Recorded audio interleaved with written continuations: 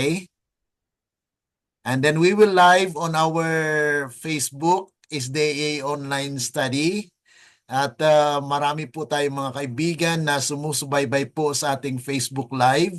Luzon, Visayas at Mindanao. At hindi lang po sa Luzon, Visayas at Mindanao, kundi sa iba't ibang bahagi po ng mundo. Ano po?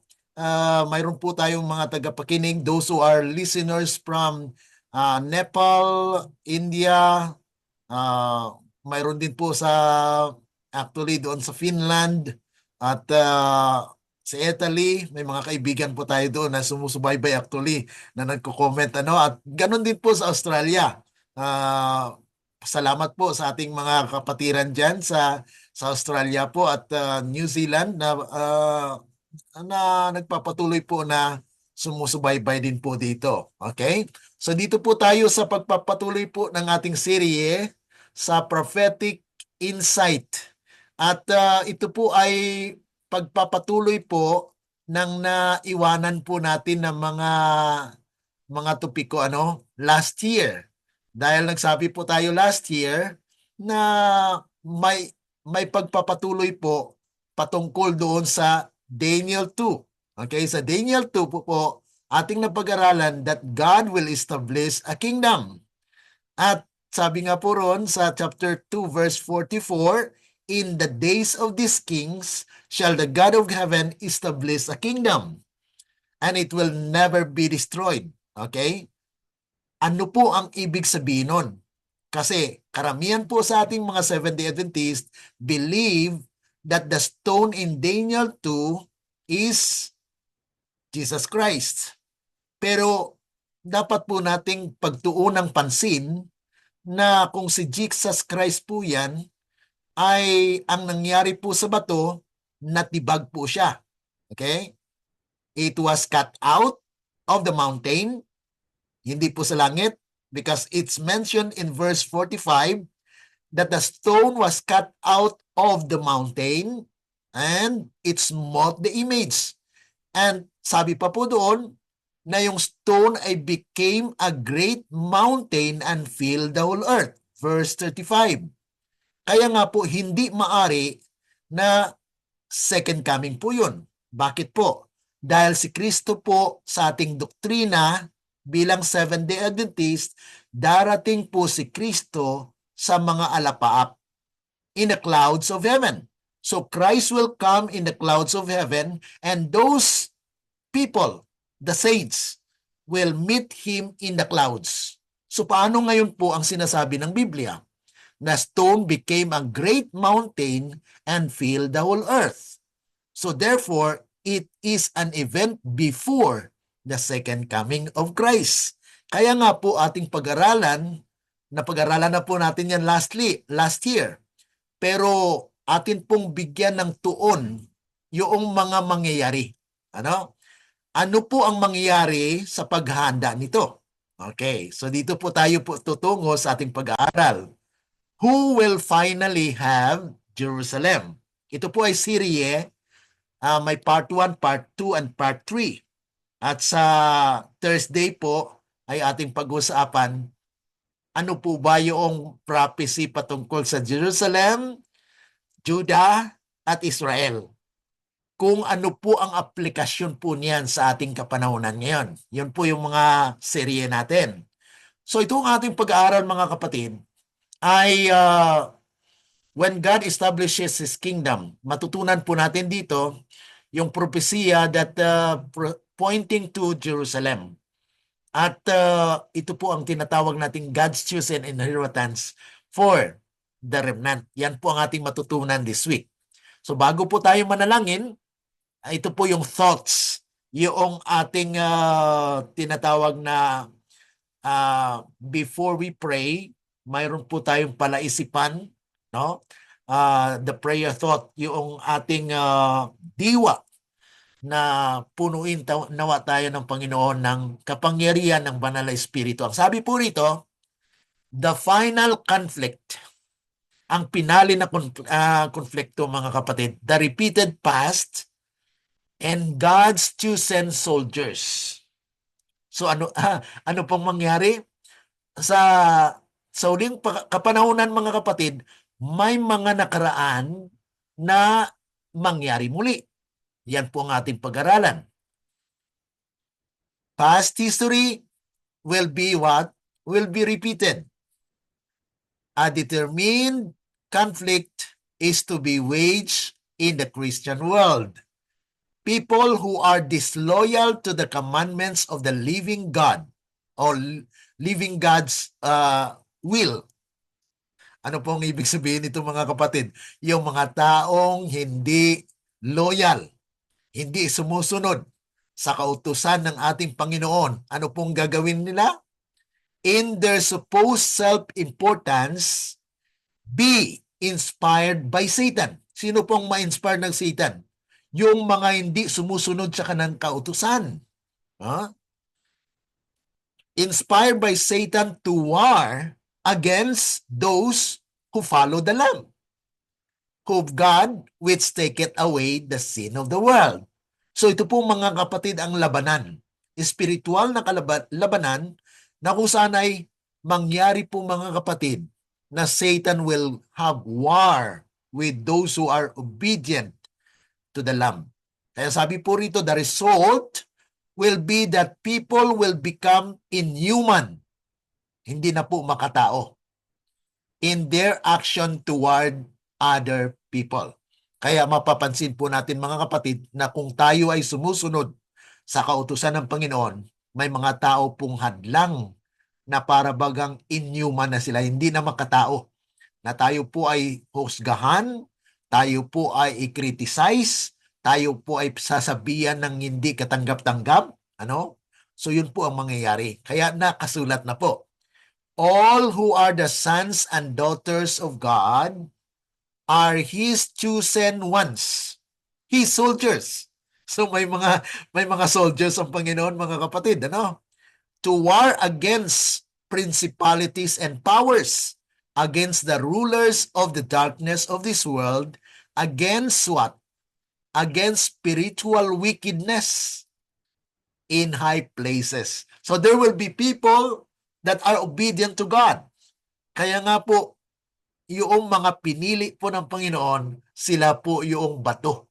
Ano? Sa pinag-aralan po natin, they are the soldiers. They are quarried from the church, from the mountain. Kaya nga po, He will establish His kingdom through His people. Kaya sabi po doon sa Testimonies for Ministers, TM 422, 422, that the core of the kingdom, the subject of the kingdom is who? Those who are following the Lamb, wheresoever they go it. So yan po yung ating diwa ng ating panalangin. At sabi pa po rito, it is an unwearied conflict of which there is to be no end until Christ shall come the second time. So ibig sabihin mga kapatid, ang labanan before pa man si Kristo dumating. Kaya yung stone na yun mga kapatid, gagamitin ng Diyos to destroy the kingdoms of the world. The kingdom of the earth. Hindi po si Kristo mismo, kundi gagamitin niya po ang kanyang soldiers, the army of the Lord. Kaya mayroon pong armor of God. Ephesians chapter 6, ano? Na we need to put on the whole armor of God because we are fighting against principalities of this world. Dahil itatayo po ng Panginoon ang kanyang kaharian. So with that in mind, let us kneel, let us pray. Our dear and kind lovely Father, at this moment, oh God, we come before the presence. We would like to thank you for this privilege na nais po namin ibalik sa inyong papurit pasasalamat dahil nagkaroon po muli kami ng pagkakataon upang ipagpatuloy po ang mga pag-aaral na aming pong naumpisahan last year at ngayon po ay patuloy pong naming suriin at pag-aralan ang inyong mga salita. Tulungan nawa ang bawat isa sa amin, Panginoon, kasama na po ng aming mga kaibigan na sumusubaybay po sa programang ito virtually. Kahit saan man po sila, nawain niyo pong pagpalain at buksan ang kanilang puso at isipan upang kami po ay bawat isa ay mapunuan po ng inyong banal na espiritu upang sa ganun, Panginoon, kami po ay maging bahagi ng inyong kahariang itatayo. Salamat, Panginoon, sa aming tanggapin na biyaya at kapangyarihan dahil lamang po sa matamis na pangalan ng aming Panginoong Yesus. Amen. Okay. So dito po tayo mga kapatid sa pagpapatuloy ng ating pag-aaral dito. Ito po ay nahati sa tatlo, kaya ito po ay part 1. Kaya sundan po natin bukas po ay part 2. Okay. So ang purpose po nito ay to explore atin pong i-explore yung mga prophetic significance, yung pagka-importante po ng Jerusalem in the Bible and how its ultimate ownership aligns with God's plan for the remnant people. Dahil mayroon po talagang nalabi. Kung ang ating pong iglesia bilang Seventh-day Adventist ay nalabing iglesia, mayroon pa pong nalabi sa loob ng iglesia na mga loyal at tapat. Dahil hindi po lahat ng Seventh-day Adventist ay maging tapat. Bakit po? Napapansin natin na mayroon din pong bumabalik sa sanglibutan, naging worldly. Kaya nga po mayroon pong quarry, mayroon pong paglilinis sa ating iglesia. Kaya nga po ang mensahe ay pinadala po ng Panginoon, the fourth angel's message that will give force and power to the third angel's message. Hindi po siya hiwalay. Ito po yung tinuturo natin dito, na hindi po tayo hiwalay, kundi tayo po ay nagbibigay ng kapangyarihan sa ating iglesia. Na itong mensaheng ito, kung tanggapin ng bayan ng Diyos, sila po ay tumanggap ng sinatawag ni Kristo doon sa Revelation chapter 3, na buy of me. What? Gold tried in the fire. Ano po yung gold doon? Tried in the fire. Yun po ay ayon sa spirito ng hula, yan po ay pananampalataya at pag-ibig. So ang ating pananampalataya at pag-ibig po ay subukan. Dahil mayroon pong mga test, pagsubok po sa ating pananampalataya, kung atin bang iwanan yung mga bagay na nakaraan, hindi po sa ating kapangyarihan, kundi sa kapangyarihan ng ating Panginoon. At ang ating love will also be tested. Kasi ang pamilya natin may be against us. They will be rejecting us. So, tayo po ba ay mananatiling magmamahal sa kanila? Yan po yung tanong dyan. Kaya mahubog po ang ating buhay na mabago po. We will be the remnant and we will sing our song. Okay, the song of our experience. This study seeks to address the current geopolitical, religious, and spiritual interest in Jerusalem. Ito po ay nasaklaw sa mga pangyayari na nangyayari po sa Jerusalem. Dahil ano pong nangyayari sa Israel? Magkaroon po ng war. At it is a part of the prophetic warning and message, contrasting it with God's divine promise as revealed in the scripture. Kaya dito po mga kapatid, atin pong pag-aralan ang Jerusalem bilang sentro ng pag-asa. Sentro ng pag-asa at aspirations of many nations. Bakit po? Ang mga Jews nagnanais na kanila ang Jerusalem. Ang mga Muslim, gusto rin nila maangkin yung Jerusalem. Alam niyo po ba na bago po namatay yung kanilang leader, yung propeta, Muhammad, ano po ang kanyang prophecy? Ang sabi niya po, the last Islamic Caliphate will be in Jerusalem. Ibig po sabihin yan na nanampalataya at kumikilala ang mga Islam, mga Muslim, na ang huli nilang headquarters ay nasa Jerusalem. Yan po yung sabi ni Muhammad bago po siya namatay. Kaya pag-aagawan po nila yan. Okay? At dito po sa ating pag-aaral, ang Diyos din po ay nag-claim that Jerusalem is for the remnant of His people. Kaya there will be a war that will happen there. At yan po ay natala sa Biblia. Yan po ang ating pag-aralan. Okay? Na kung saan ay sabi nga po rito, the Jews, Palestinians, the Pope, And even global powers like the United States lay claim to its significance. But above these earthly disputes, God himself claims Jerusalem as his own, destined for his remnant people. Kaya napaka-importante mga kapatid na atin pong pag-aralan ang suweto na ito, na kung saan sino po bang huling mag-aangkin ng Jerusalem. Okay, dito po tayo. Biblical foundation. Dito po yung mga biblical foundation na makikita po natin. You can actually take note ng mga scripture na ito na later ay magagamit po natin. Bagamat sa ating introduction sa part 1 na ito ay hindi po natin masaklaw lahat, ngunit sa ating pong pagpapatuloy ay atin pong matalakay po yan. Highlight Jerusalem's historical and prophetic role as the center of God's covenant with His people.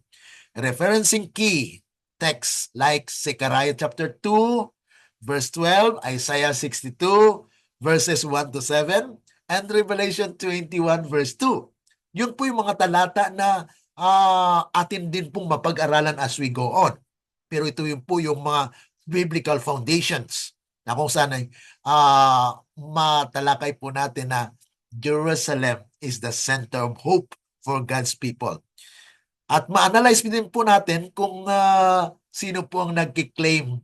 Kasi marami po ang nagki-claim sa lupain ng Israel, ano? Na kung saan ay these different groups are the Jews, Palestinians, the Pope, and the United States, and even the Christians on Jerusalem, showcasing how these earthly struggles contrast with God's ultimate plan for the city. May plano ang Panginoon. Kaya nga po itong mangyari that there will be a gigantic war that will happen there. Kaya nga po atin po yang subaybayan sa mga current events. Ano pong role ng remnant? Yung mga nalabi, ano po ang kanilang role dito? Okay. God's promises to preserve Jerusalem. Actually, kung explain po natin mga kapatid yan, na itong Jerusalem ay na-preserve para sa mga tapat na nalabi na bayan ng Diyos. Na ipinakita po yan sa Isaiah.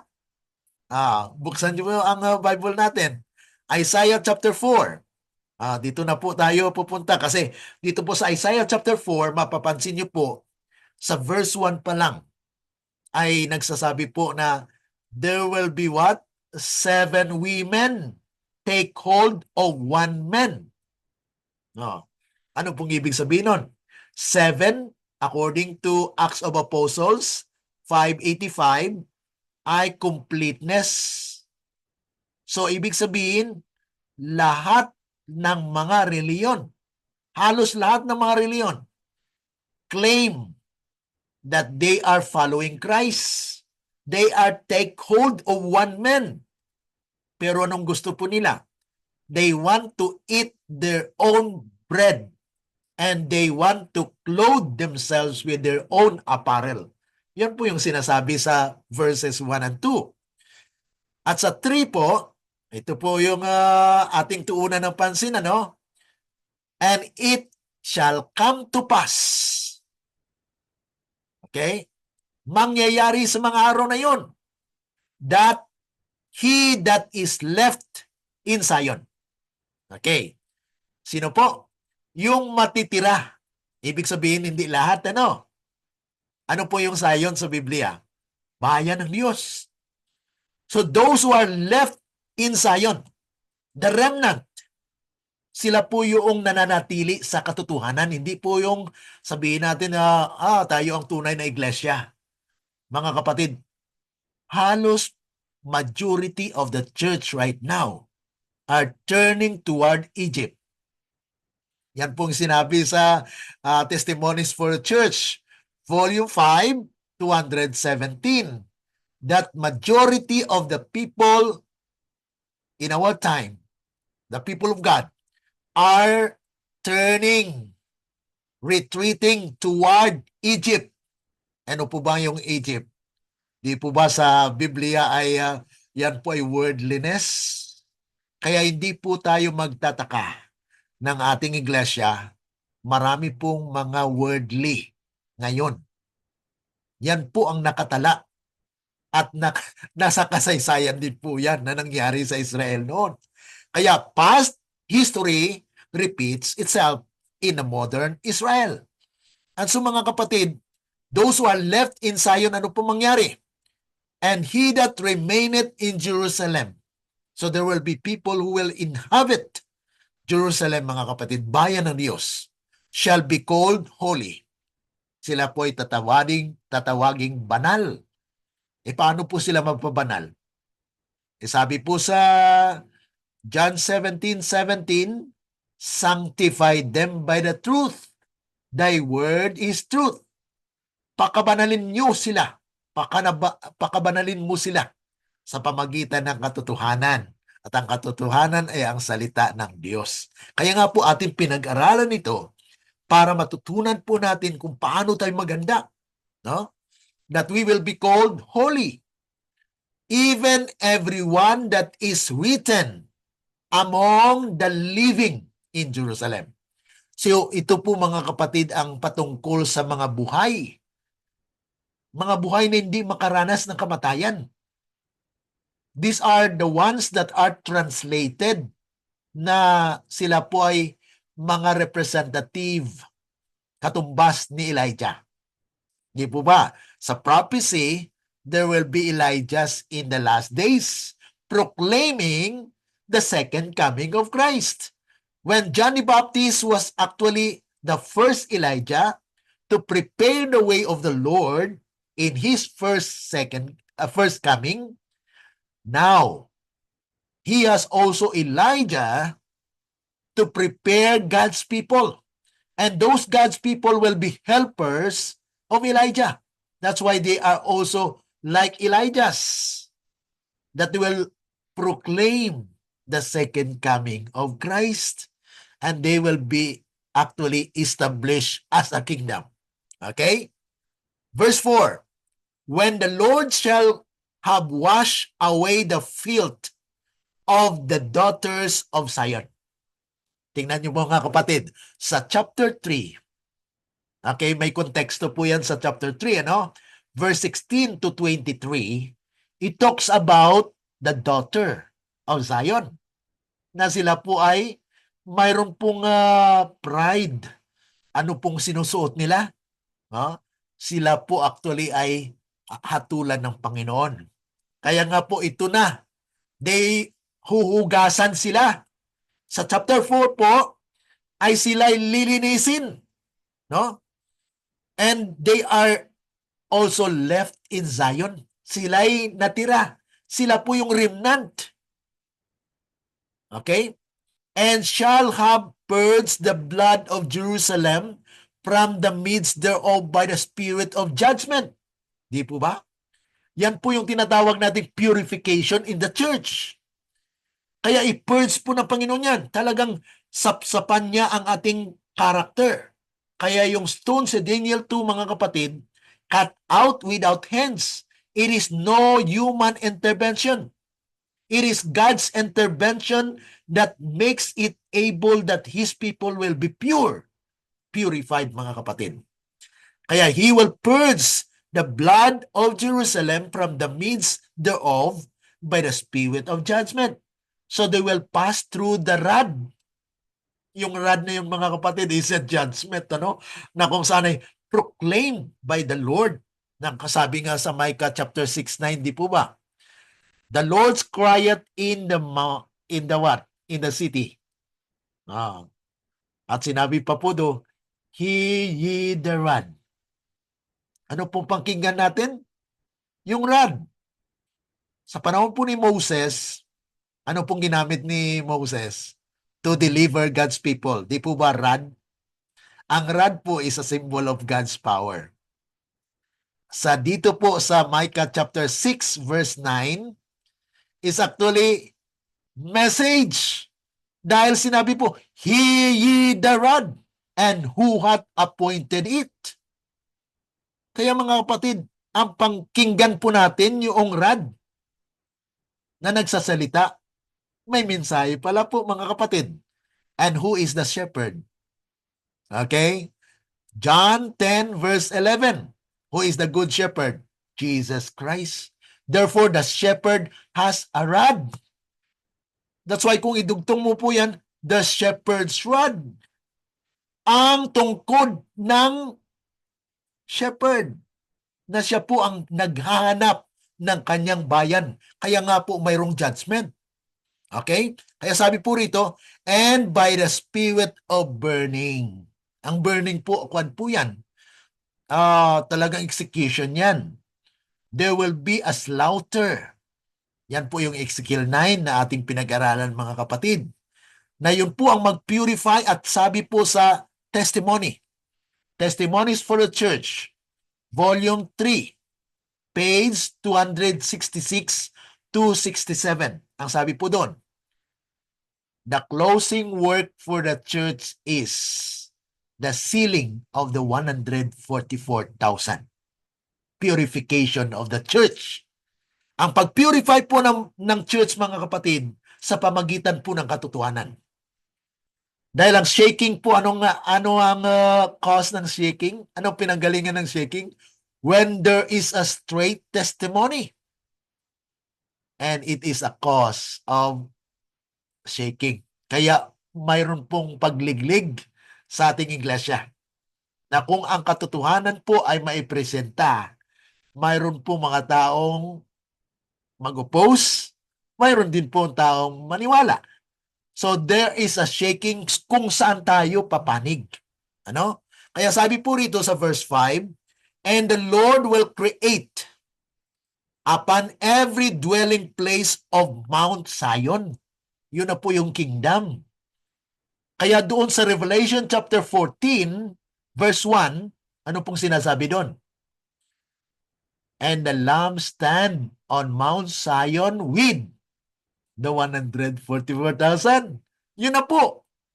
Yun na po yung tumpak na pinapahayag po sa propesiya na yung kaganapan na binanggit po sa Revelation ay binanggit po ni Zechariah na kung saan the Lord will create upon every dwelling place on Mount Zion because there will be 144,000 that will be standing with the Lamb. And upon her assemblies, a cloud and smoke by day, and the shining of a flaming fire by night. For upon all the glory shall be a defense. Yan po yung fulfillment ng Revelation 18:1-4. Ano pong sinasabi doon? The earth will be lightened with God's glory because God's people will be calling people out of Babylon. Come out of her, my people. Mga kapatid, ngayon, ang church po ba natin, Babylon? Kasi may mga reform po na nagsasabi ng atin pong church ay Babylonia na. Mga kapatid, that is a messenger of the enemy. Sabi mo na Ellen G. White, our church is Laodicean, not Babylon. Okay? Dahil mayroon pong 4 na karakteristik na binanggit po sa Ellen G. White kung yan po ay kwalifikado ka ba ng maging Babylonia. Una po ay yung teaching, immortality of the soul, yung pre-existence of Christ, Sunday keeping, at yung iba pa mga kapatid, marami po yung mga veneration ng mga tinuturo po ito yung wine of error. So, ang atin po bang iglesia nagtuturo ng Sunday worship? Nagtuturo po ba tayo ng immortality of the soul? Hindi po ba tayo naniniwala sa pre-existence of Christ? Mga kapatid, yun po. Ang ating church po ay hindi Babylonia. We are Laodicean condition po. Kaya may warning po doon, may mensahe doon, may pag-asa pa. Sabi doon na ay gusto ng Panginoon na hindi po lukewarm. Maari na ikaw po ay mainit or malamig. Hindi lang po lukewarm. Kasi pag lukewarm po, kontento na. Ang init po, pag init ang panahon, ano po ang pagkailangan? Di po ba may payong para hindi tayo mainitan? Ganon din po sa pag malamig. Malamig po ay kailangan natin ma-warm din. So you are in need of something. Pero kung maligamgam, yan po ang kondisyon na kampante ka na. Hindi ka na nag-aaral kasi alam ko na yan eh. 28 fundamental doctrines. Pag wala sa 28 fundamental doctrines, hindi atin yan. Yan pong sinasabi ng karamihan. Ano? Kaya mga kapatid, ito po yung panahon na ang kaluwalhatian ng Panginoon ay makikita. All the glory shall be a defense. Dahil ang 144,000 na hindi po nila magagalaw because they are the stone that will smote the image. And it became a great mountain because there will be a great multitude that will be gathered. Yun po yung second fruit. Ang first fruit po, ayon doon sa Revelation chapter 14, ano? Na tinatawag po silang unang bunga. A first fruit of the living. Ang second fruit po ay great multitude. Sabi pa rito sa verse 6, and there shall be a tabernacle for a shadow in the daytime from the heat, and for a place of refuge, and for a covert from storm and from rain. So mayroon na pong protection ng Panginoon na hindi na maulanan, hindi na mabasa ang bayan ng Diyos. Hindi na po makaranas ng karamdaman. Dahil mayroon pa pong pagpapala, pag-asa na ipagkaloob po sa bayan ng Diyos at that time. Kaya God will secure His people during the Sandilo. Kaya mga kapatid, ngayon pa lang ang Panginoon ay nananawagan sa mga faithful Adventists na magbago. Buy of me gold tried in the fire. Dapat ang ating pananampalataya ay masubukan, ang ating pagmamahal ay masubukan, and then yung pangalawa po ay white raiment. Ang white raiment na yan mga kapatid ay katwiran ni Kristo. Walang ganap na makaharap sa Panginoon, kundi ang kaganapan ni Kristo na siyang ating damit. Yun po yung katwiran ni Kristo. So the righteousness of Christ is actually the white raiment na ino-offer po ng Panginoon. And then yung eye salves, yung pamahid sa mata. Ano po yung pamahid sa mata? That is the spirit of prophecy. The word of truth, na yun po, buksan ang ating mga mata na tayo makakita. Kaya nga po nag-aaral tayo. Ano po? Kaya sabi po rito, and there shall be a tabernacle for a shadow in the daytime from the heat, and for the place of refuge, and for a covert from storm and from rain. So there will be a protection for God's people. Kaya during the Sandilo mga kapatid, walang pag-aalinlangan, walang katatakutan ang bayan ng Diyos because God will protect His people in these last days. Yun po yung bato na lalaki po siya na maging malaking bundok. Daniel chapter 3 verse 35. Na pag-smooth niyo po sa image, ano pong nangyari sa bato? The stone became a great mountain and filled the whole earth. Yan po mga kapatid ang kingdom. The kingdom of glory that will be partially established, because if you are not glorified, you will be consumed by the glory of the Lord. Kaya tayo po at that time, ang bayan ng Diyos at that time, glorified. Kaya hindi sila mamatay. Pero yung mga wicked cannot gaze the glory of God. Why? Because they are not a member or subject of the kingdom of glory. Pero dapat po nakapasok tayo, ano? Ang entrance po sa kingdom ng Panginoon ay unang estado, the kingdom of glory, kingdom of grace. Yung kingdom of grace, mga kapatid, ang katwiran ay imputed. Sa pangalawa po, kingdom of righteousness. Ang kingdom of righteousness, mga kapatid, imparted. He will give you the power of the Holy Spirit to overcome. Kaya sa ating buhay, mga kapatid, ating tanggapin. We need to acknowledge. Kaya nga po kanina si Brother Marshall ay talagang sabi niya po na wala po siyang kakayanan. Yes, tama po yun.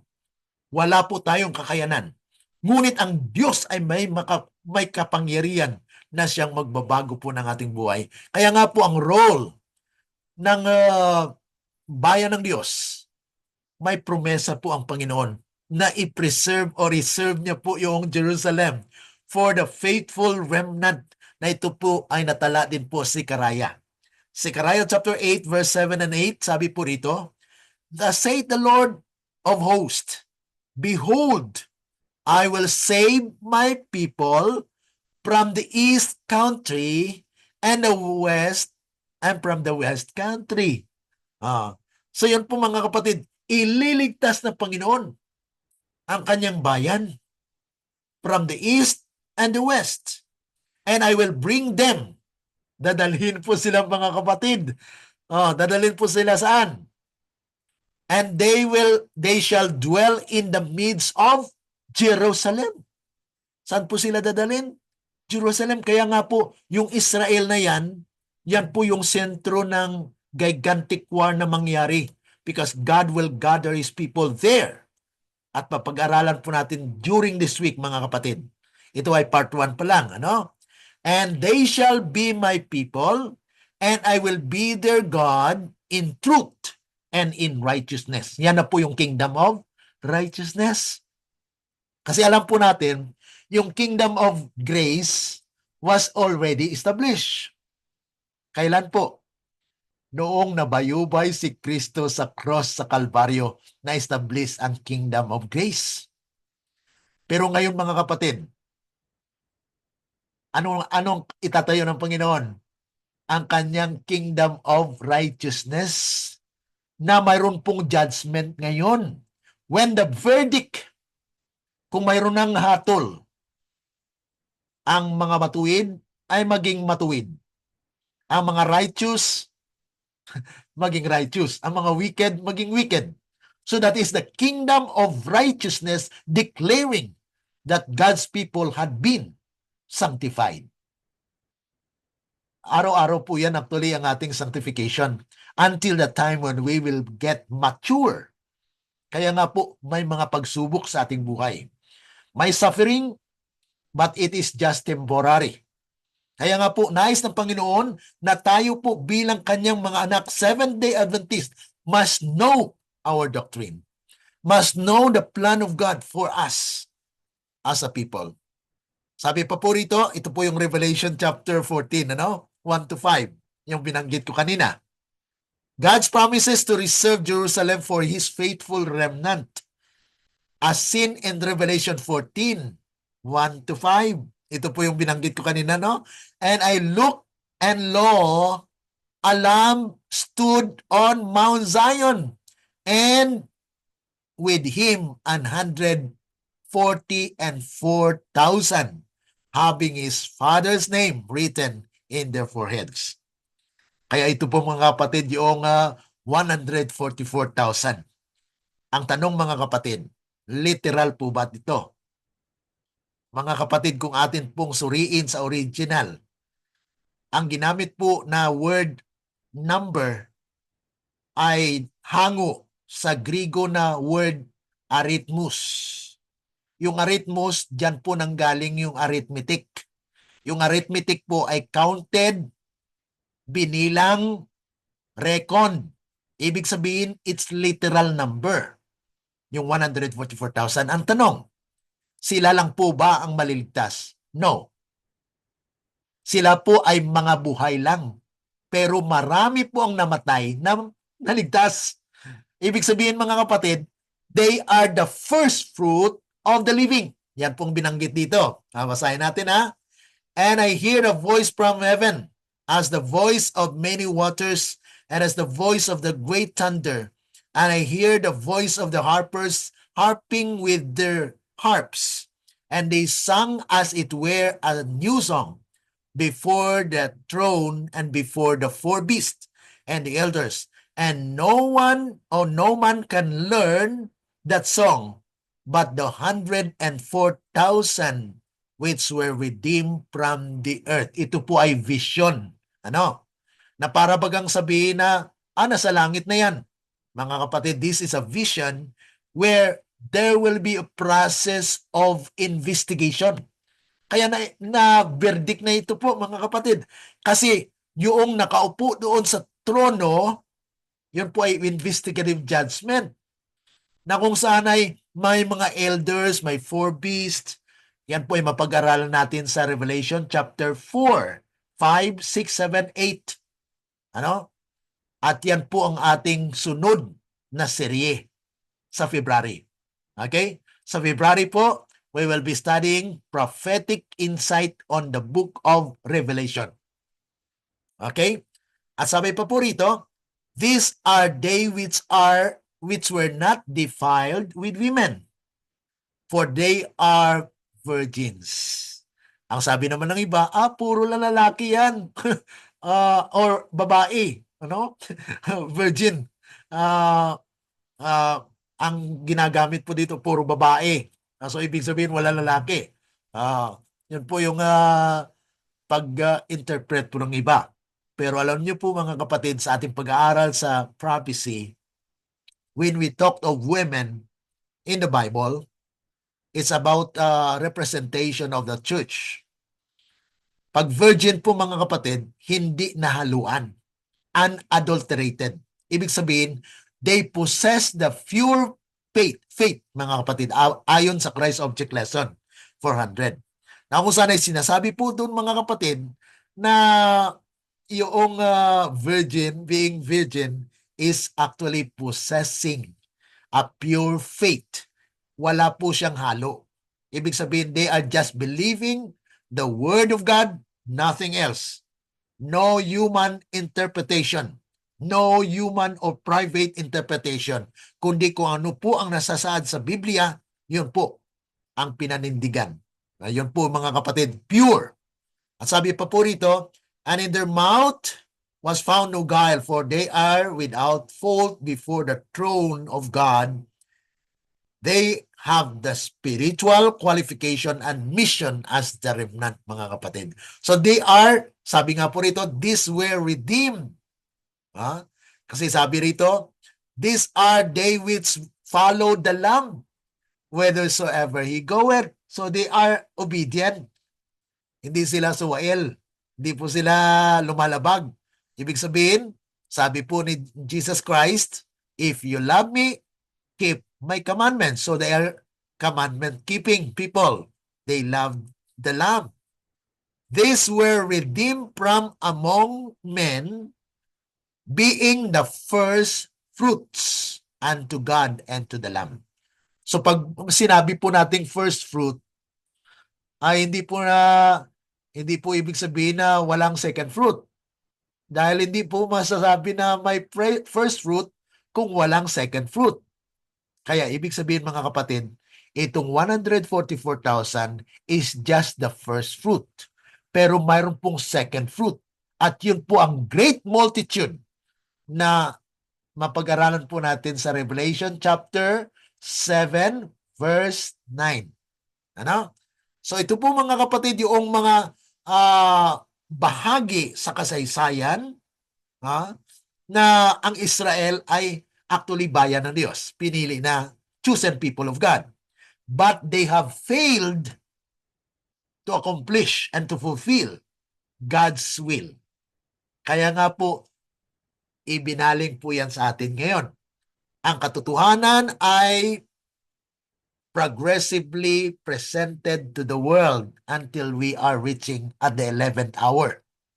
At the 11th hour, mga kapatid, doon po ay mangyari na maunawaan ang lahat ng propesiya.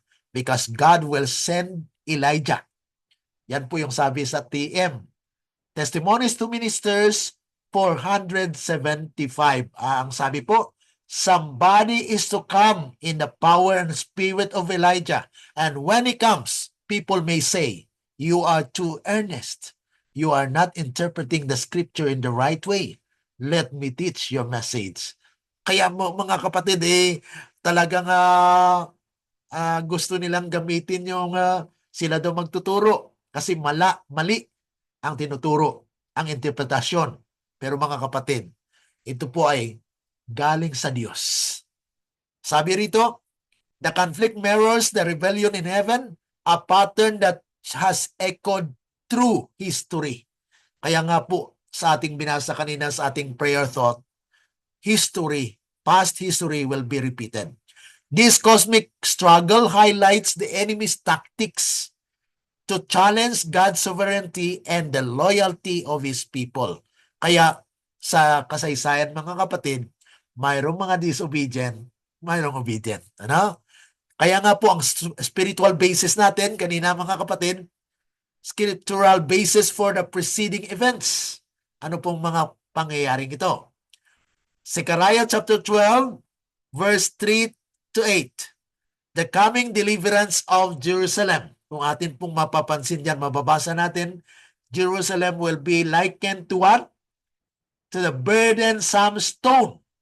Zechariah chapter 12, verse 3. So there will be a stone, corporate, nagkakaisa.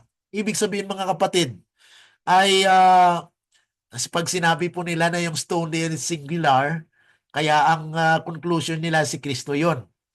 Mga kapatid, pag tayo pinag-isa ni Kristo, tayo po ay a burdensome stone. Zechariah chapter 12 verse 8. Verse 3 and verse 8 mga kapatid, those who are weak among them will be as David, and the house of David will be as God. Zechariah chapter 12 verse 8. Yan po ang natadala dyan. No? Basahin nyo lang po mga kapatid. So the protection and future victory of Jerusalem through God's intervention.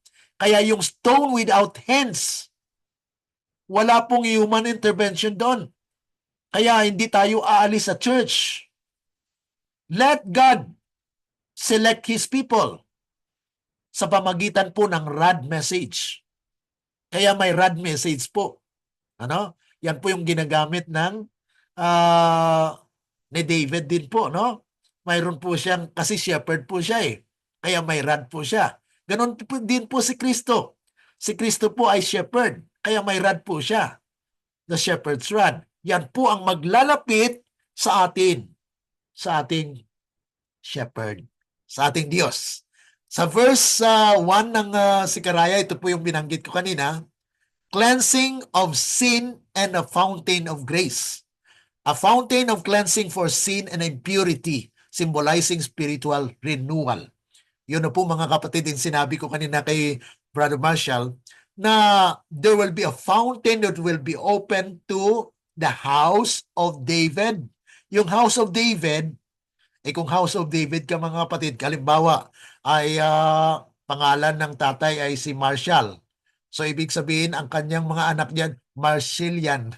Pag David po mga kapatid, ang inyong ama ay Davidian. Okay? So David, the house of David, nasa prophecy po. Kaya hindi nyo po masisisi itong mga Davidian. They use that name because it is the prophecy that they will be like David and the house of David as God because God is with them. So God will be God with His people because David is the apple of the eye of the Lord. Di po ba?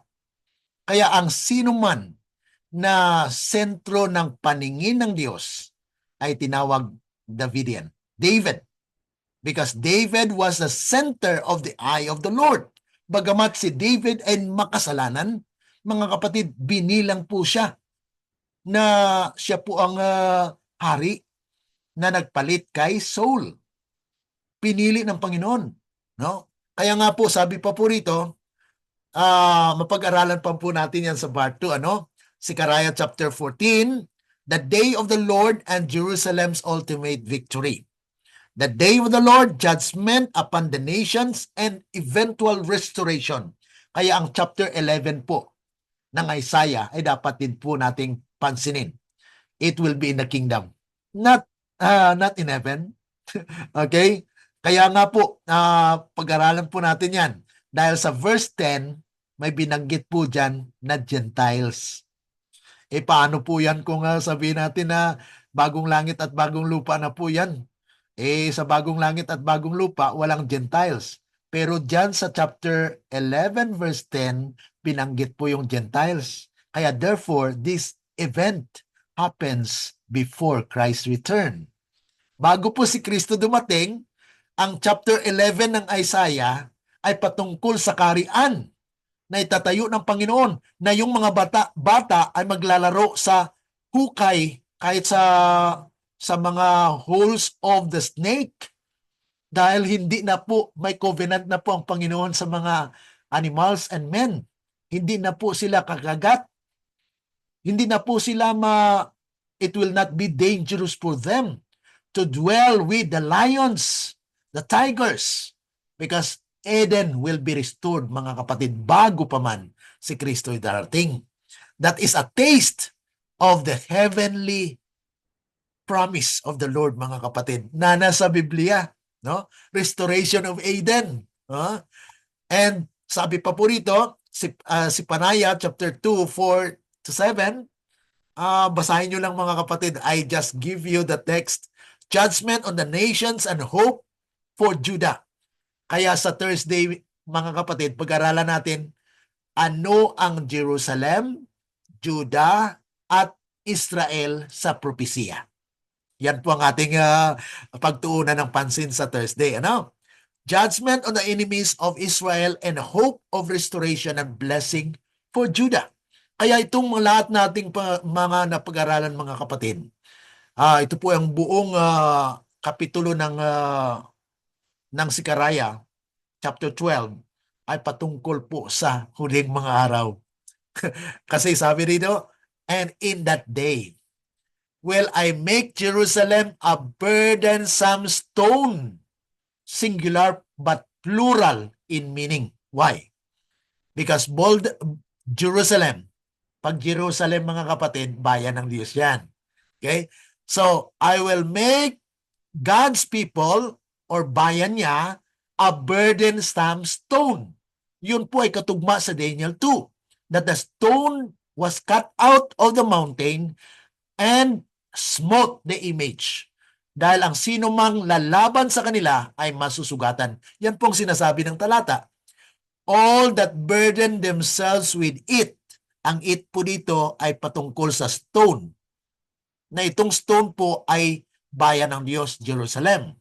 Okay? It shall be cut in pieces. Ano pong sabi sa Daniel chapter 2? The stone will smote the image and break in pieces. Kaya talagang destruction, mga kapatid. Magkawatak-watak siya because of the proclamation of the loud cry at that time, mga kapatid, ng sandilo. Okay? In that day, said the Lord, I will smite every horse with astonishment and his rider with madness. Ito na po mangyayari during the sandilo. Kasi mangyari po dyan na there will be an attack. Atakihin po nila yung Jerusalem. Pero yan na po ang kingdom ng Panginoon. So ang mangyari po, describe po yan sa Sikaraya chapter 14. Okay? Pag-aralan po natin yan sa sunod, part 2. Okay? In that day will I make the governors of Judah, mga leaders. So yan po, mga kapatid, actually it's part of the fulfillment in these last days. Sabi rito, the Lord also shall save the tents of Judah first. Ano po yung Judah sa prophecy? Kaya pag-aralan po natin yan this coming Thursday, kung ano pong Judah sa ating panahon ngayon. That the glory of the house of David, minanggit naman si David. Kaya pag father natin si David, ay David yan, kahit si Jesus Christ nga po tinawag po siya na son of David because he considered David as a father. Okay? Dahil doon nanggaling ang lahi ni Jesus. Okay? Kaya dito po lumilinaw bakit may mga Davidian. Hindi po yung Branch Davidian, ha? Iba po yung Branch Davidian. Because Branch Davidian is actually about Benjamin Roden and David Koresh. Yung David Koresh, mga kapatid, kulto yun. Ha? Na kung saan ay nagbili po siya ng mga armas at sinalakay po sila sa standout during 1993 at nagkaroon ng massacre po doon sa Waco, Texas. Sa kwan po yun. Iba po yung grupo ng mga Davidian doon na tunay. May mga false, iyon po yung Branch Davidian. Yun po ang kinatatakutan ng mga Seventh-day Adventists. Branch Davidian yan! Pag narinig nila yung Branch Davidian o yung Davidian, akala nila Branch Davidian na yun. Kulto talaga po yun, mga kapatid. Dahil si David Koresh is actually a rocker, a Seventh-day Adventist. Sneak in po siya doon sa New Mount Carmel sa Waco, Texas. Ayun po yung New Mount Carmel na pagbinta po nila ng Waco ay nagbili po sila ng lupain sa Texas. Kaya nagkaroon po ng Branch Davidian. Ang nanguna po dyan ay si Benjamin Roden. Si Benjamin Roden po ay puti po siya at isa po siya sa nagpunta sa Israel kasi akala niya siya po yung maging hari. Okay? So yun po yung mga kapatid yung kasaysayan. No? Kaya kung atin pong suriin na itong mensaheng parang ito ay talagang kinatatakutan ng kaaway, kaya mayroong mga mali na pinasok. Kaya may Branch Davidian. Pero ang totoo ay, mga kapatid, ang mensahe ay talagang tunay that God will establish a kingdom na kung saan ay the house of David and the glory of inhabitants of Jerusalem do not magnify themselves against Judah because they respect the church as well. Okay? Because we are Seventh-day Adventists. In that day shall the Lord defend the inhabitants of Jerusalem, and he that is feeble, ang napakahina sa kanila. Ano po ang tawag sa kanila? That is feeble among them at that day shall be as David. So they will be considered as David. Pag sinabi kang David, kung marami po yan, ibig sabihin David yan. Ano? Nasa prophecy po. Kaya wag po tayo maging ang tawag nito, parang natatakot tayo ba? Ano ba yan? Baka mali na yan. Mga kapatid, nasa prophecy po yan. And the house of David shall be as God, mga kapatid, as the angel of the Lord before them. Kaya mga kapatid, klaro dito sa kasulatan, mga kapatid, na may mga punto dito bago po tayo magtapos. Ano? Main points of Zechariah chapter 12, verse 3 to 8. God's protection of Jerusalem. Nations that attack Jerusalem will face judgment, and the city will become an immovable stone for all who try to move it. Kaya magkaroon pa po ng 7 last plagues. Okay? Kasi yung mga hindi tumanggap po ng mensahe at that loud cry will receive the 7 plagues. Yan pa po ang mangyayari. Kaya nga po, mga kapatid, very, very inspiring. The message will prepare us really for the events that are coming up. Divine intervention, the Lord will strike the enemies with confusion and blindness. Yan po actually mababasa rin natin sa Zechariah chapter 14. Sa part 2 po yan. Strength for the people. God will actually empower His people, mga kapatid. So in these last days, God will establish His kingdom. Okay? At may mangyayari pa po, mga kapatid, kaya mayroong paglilinis sa iglesia. Pag malinis na po yung iglesia, that will be the time when God's church will be called church triumphant. Sa ngayon, mga kapatid, church militant. Because there are still wheat and tares na nasa loob ng ating iglesia. So God will purify the church and it becomes the stone kingdom. The stone kingdom, Christ is within them because Christ will stand in Mount Zion and He will empower His people. At yun po mga kapatid, ang kagalakan na may pag-asa po ang Jerusalem.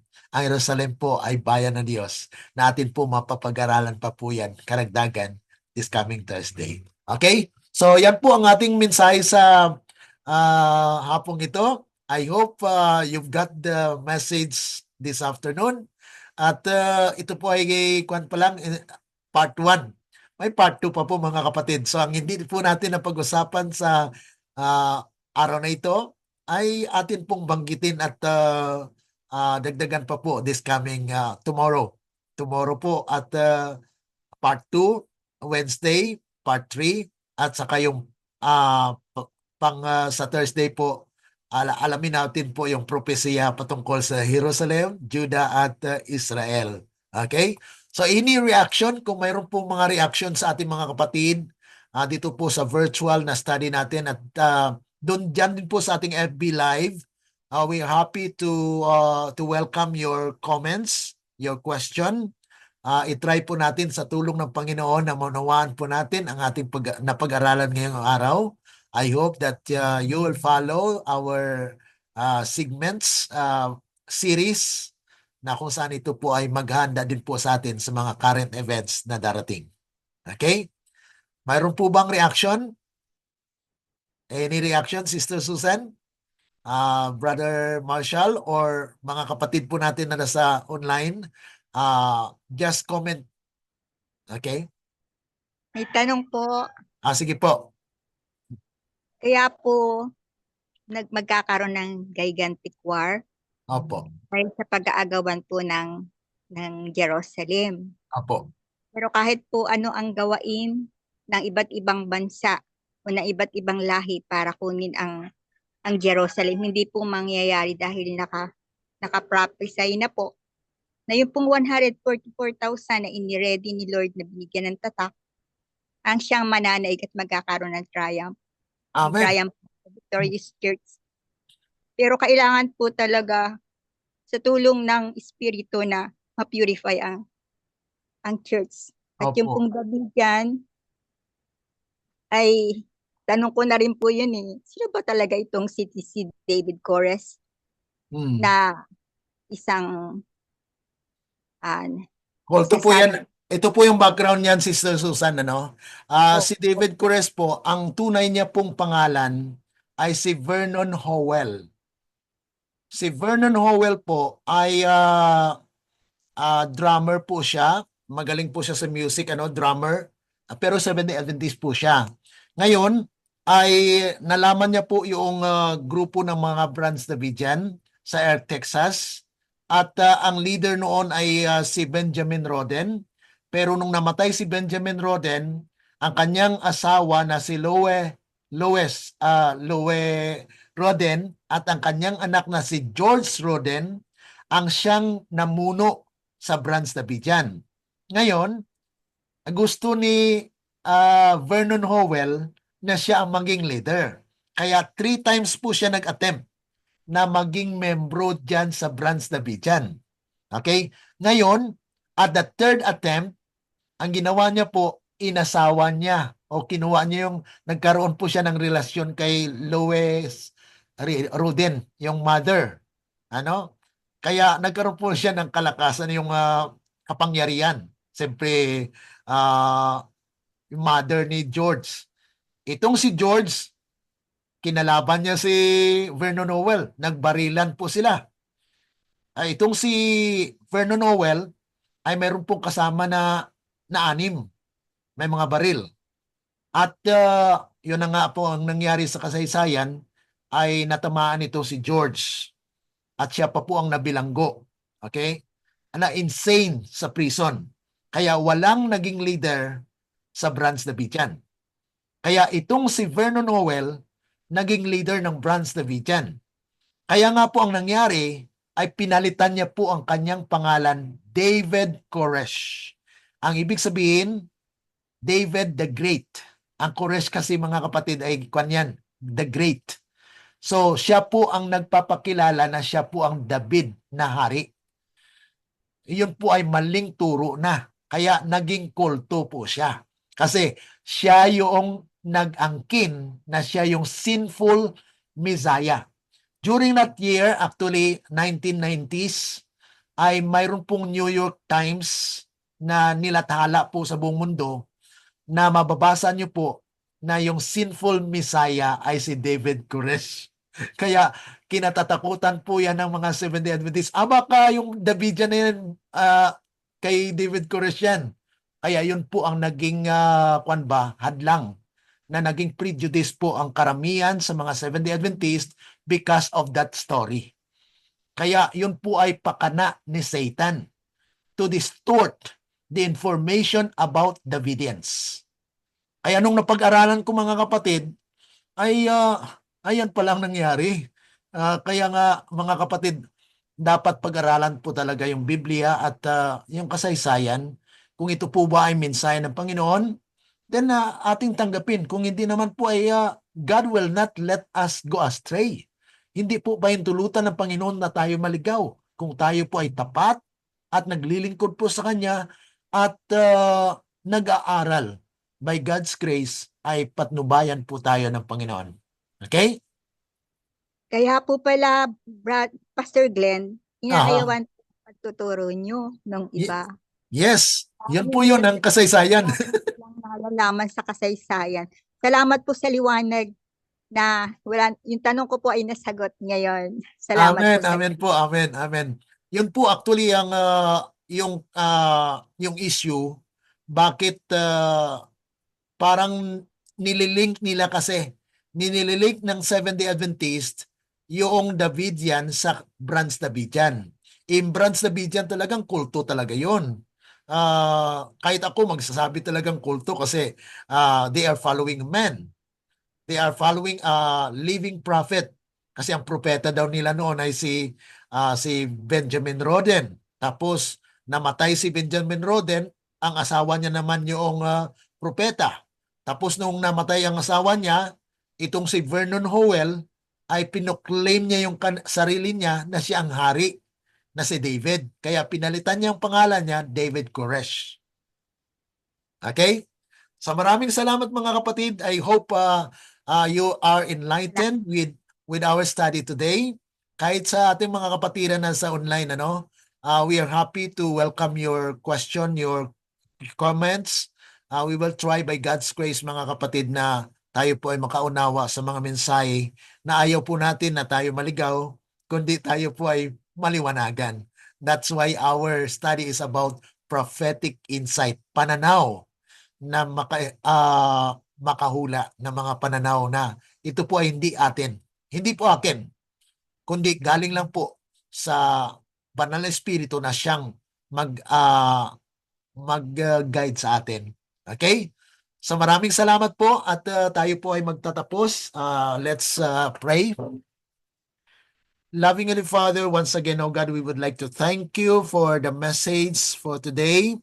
Tulungan niyo po ang bawat isa, Panginoon, na maunawaan po namin ang inyong mensahe dahil alam po namin na kayo po ay magkakaroon ng paghukom sa inyong iglesia at inyong nililinis sa pamagitan po ng mga mensahe na siyang mag-purify po sa amin, magpakabanal na kung saan ay ang inyong katotohanan ang siyang magbigay sa amin ng kalakasan upang kami po ay katanggap sa inyo. Salamat Panginoon, pagpalain niyo po ang aming mga kapatiran na sumusubaybay po sa programang ito na patuloy nawa ng inyong banal espiritu ang siyang mangusap sa bawat puso. Dahil alam namin Panginoon, malapit na rin ang panahon. Ito po ay aming dalangin at inasahan na mangyari dahil lamang po sa matamis na pangalan ng aming Panginoong Yesus. Amen. Let the words of our mouth and the meditations of our hearts be acceptable unto thy sight, O Lord, our strength and our Redeemer. Amen. Amen po Amen. mga kapatid. God bless. Brother Thank you po. Marshall, God bless po. Sister Susan and other brethren who are following us. See you tomorrow. Amen po. Okay. Okay po.